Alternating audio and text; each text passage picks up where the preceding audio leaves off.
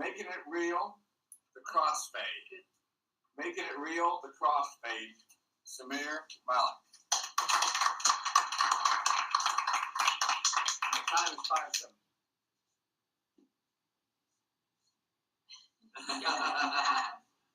Do you have a dream?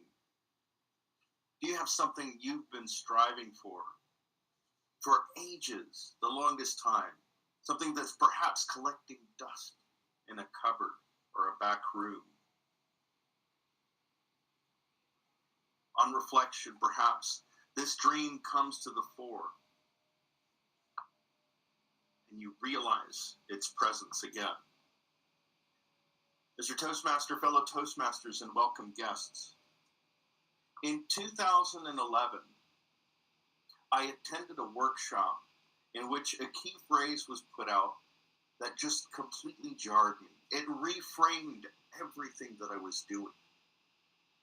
Now, it was a play on words of a phrase you would hear in London or anywhere in England, perhaps, if you're boarding a train or an underground. Mind the gap between the train and the platform. Mind the gap. Now, this speaker wasn't talking about trains.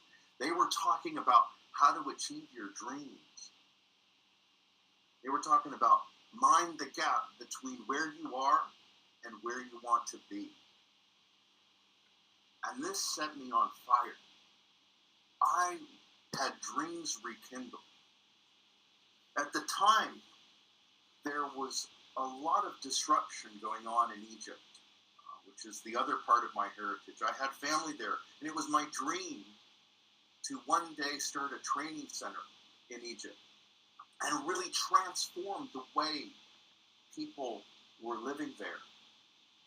The next year, there was a revolution, and I was able to articulate to my friends and family in Egypt what it was I was looking to do. I was looking to imagine a new Egypt for the 21st century, to really transform from the horrors that we saw going around us into something new and glistening, so that we could hearken back to the days of Alexandria, where the lighthouse shone and people went there as a center of knowledge.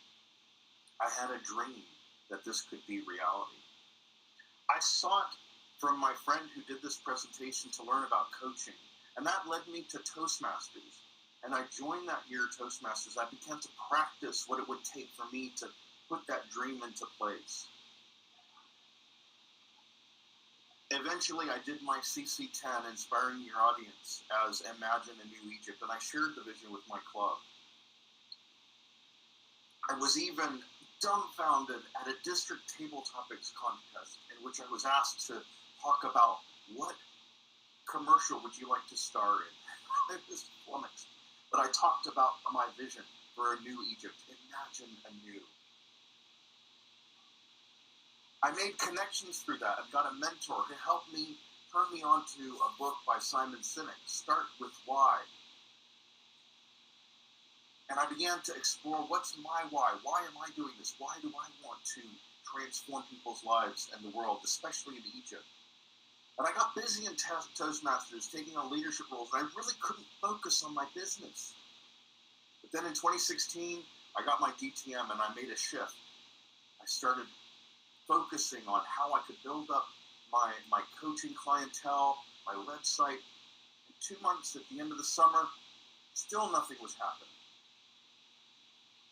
And my mentor came to me and asked me about how I could explore this side hustle. I needed to keep my job to pay the bills, but in these extra hours, I needed to find a way to manifest my dream and make it real.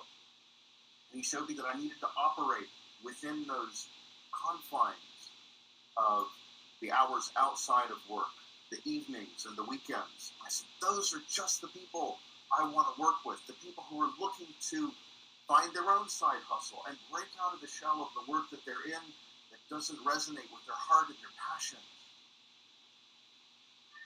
I did research. I found Dorothea Brand's book, Wake Up and Live. She said, act as if it were impossible. And I began to do so. I began to explore, what will it take? Who are the successful people who've done what I want to do before and made it real? At the end of that year, I did my first online workshop, and I called it Making It Real. And I had people come in, and I gave inspiration. I talked about, what are you grateful for that's happened in the past year? What do you want to see in the coming year? Who will you be grateful for then? To reflect back on, imagining how to manifest those things as if it were impossible to fail. 2 years later, I came across my ring, my class ring, with an emblem on it, the writer. I remembered my dreams from 30 years ago. I wanted to be a writer. It's not about coaching. It's not about transformation through influence of an individual. That may make a difference. But where my passions lie is in scouting the future through the imagination, about using storytelling to help people to imagine there is a way out of the quagmire in which we see. So I began to take action. I found Dorothea Durand had another book, Becoming a Writer, and I began to implement her recommendations into my life. And I've been writing daily since October. And I realized what I'm doing and what I'm trying to empower other people to do is implement the crossfade. The crossfade is where you go from one song to another, or you shift from one scene to another, or you fade from one job to another. And I'm cross-fading from my dreary day-to-day to my passions and my dreams, to become a writer of influence and to make the world a better place, to make it real for me and for you and for you. Welcome to the crossfade. Mr. Joseph.